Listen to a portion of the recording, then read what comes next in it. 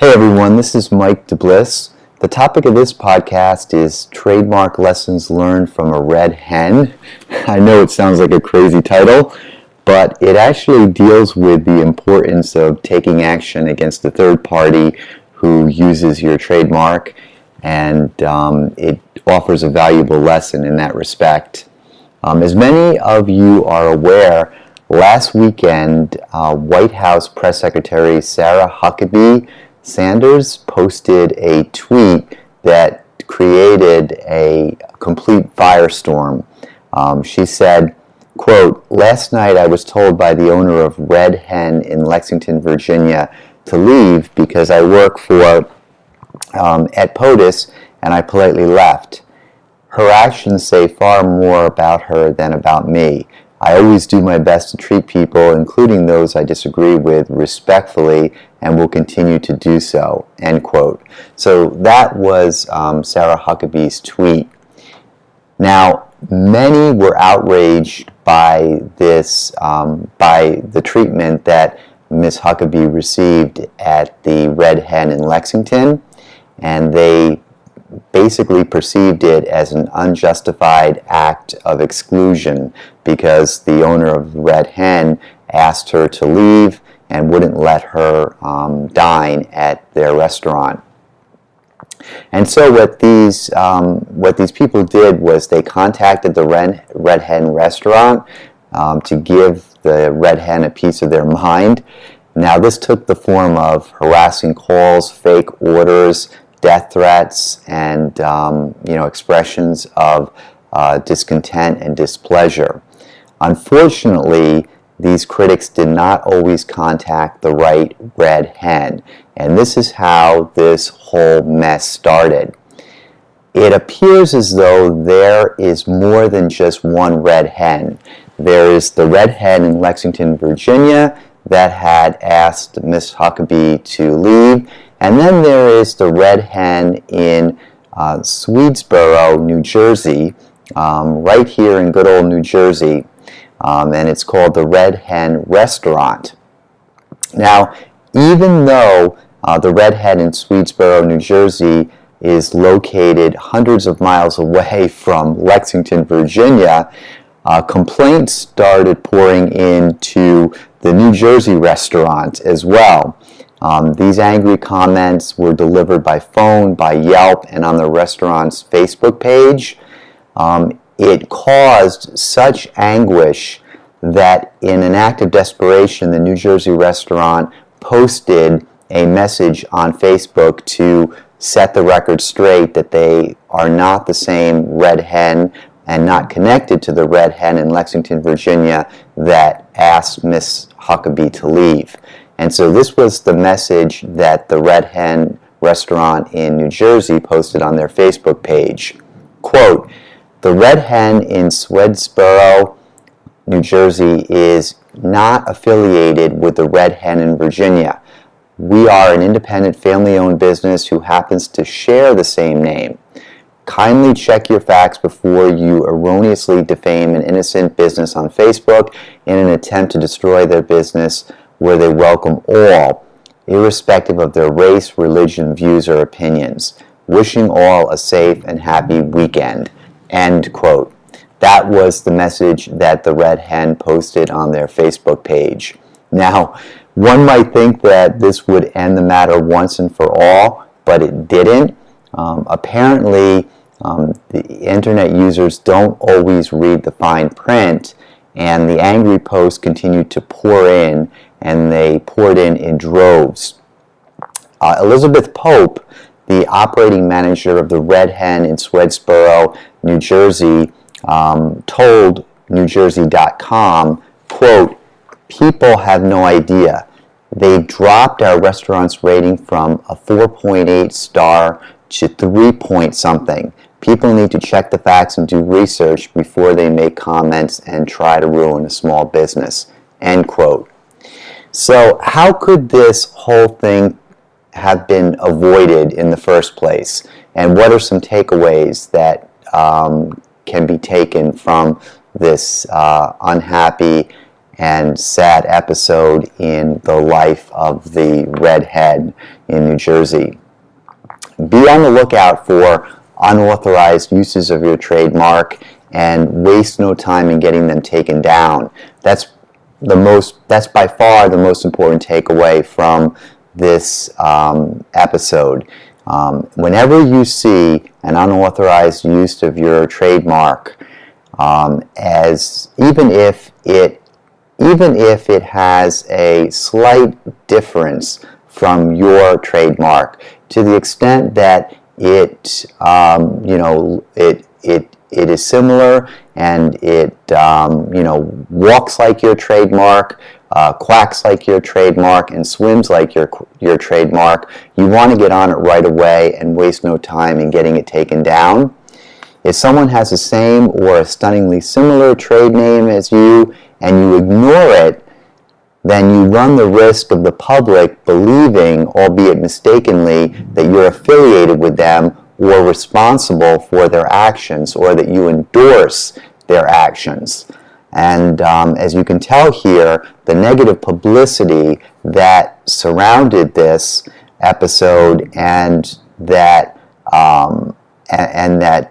was heaped upon the Red Hen restaurant in New Jersey caused ripple effects that dropped their rating from 4.8 stars to 3 point something, and that will likely, and that these ripple effects will likely cause them loss of business, as well as some potential loss of goodwill into the future.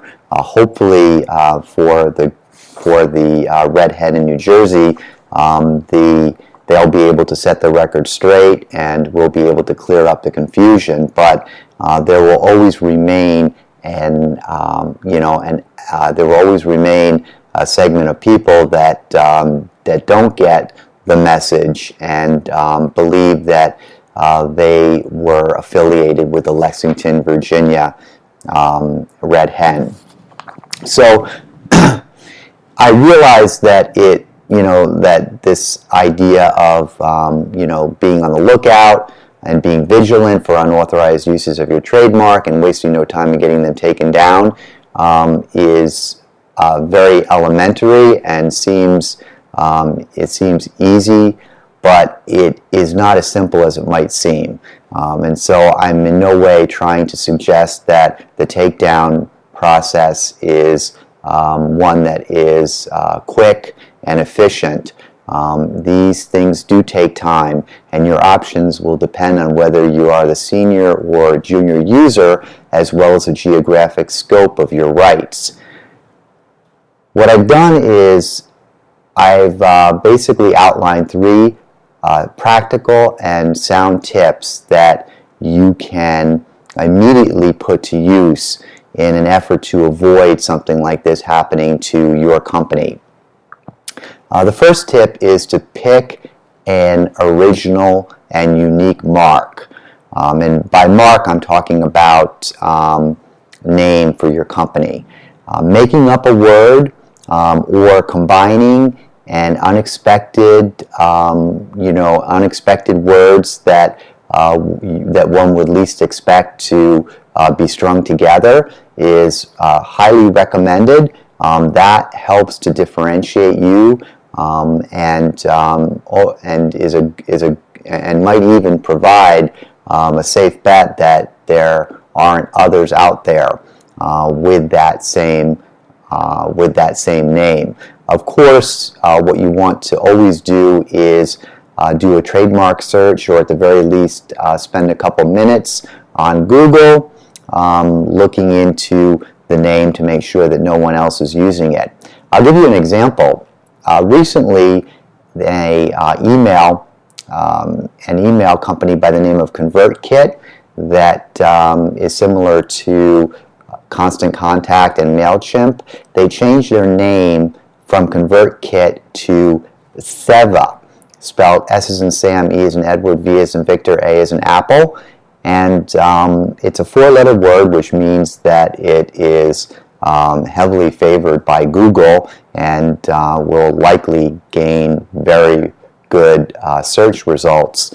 But the company actually picked that name because it means selfless service, and the owner of the company, in a discussion on a popular podcast, the Smart Passive Income podcast, was quick to say that he was looking for a name that was both unique and original, and one that spoke to their mission as a company.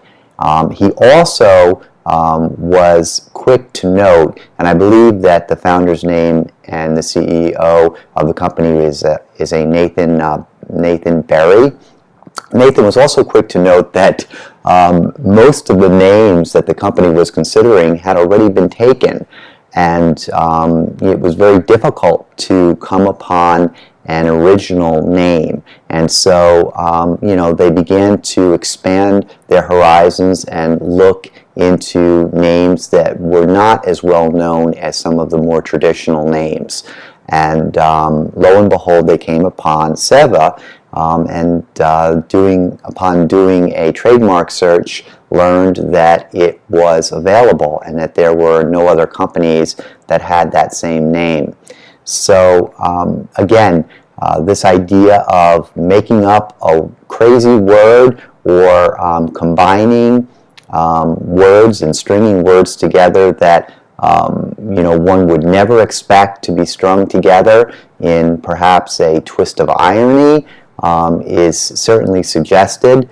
But what's in a name, And here the company ConvertKit found that this very unusual and perhaps even bizarre name encapsulated their mission statement.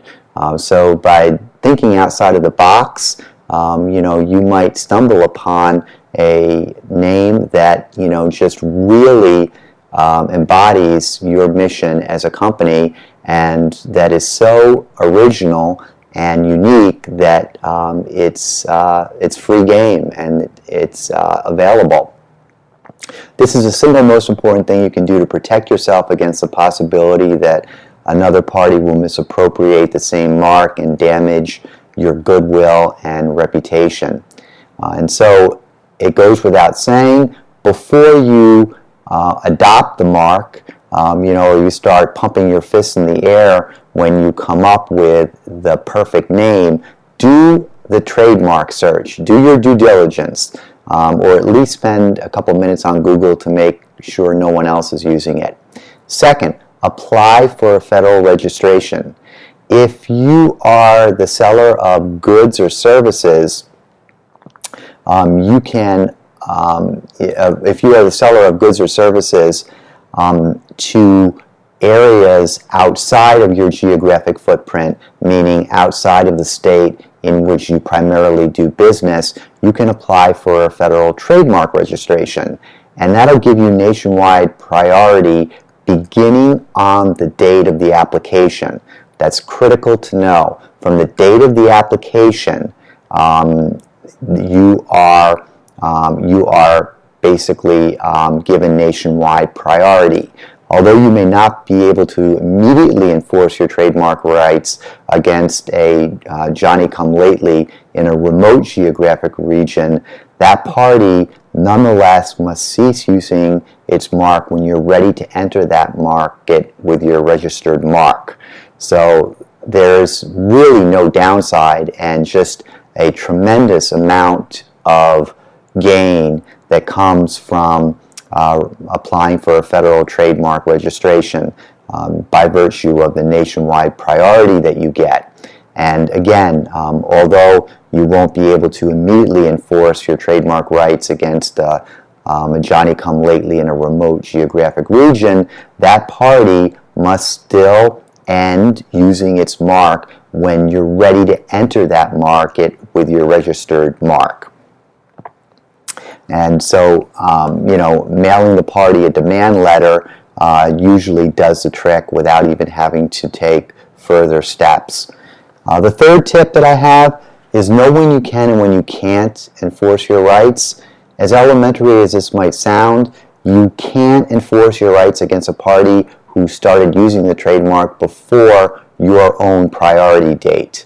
And that's where the tragedy lies in all of this, where individuals who actually developed the mark first in time waited too long before getting it trademarked. And between the time the company developed the trademark and the time they applied for the trademark, a third party comes along and misappropriates it or infringes upon it.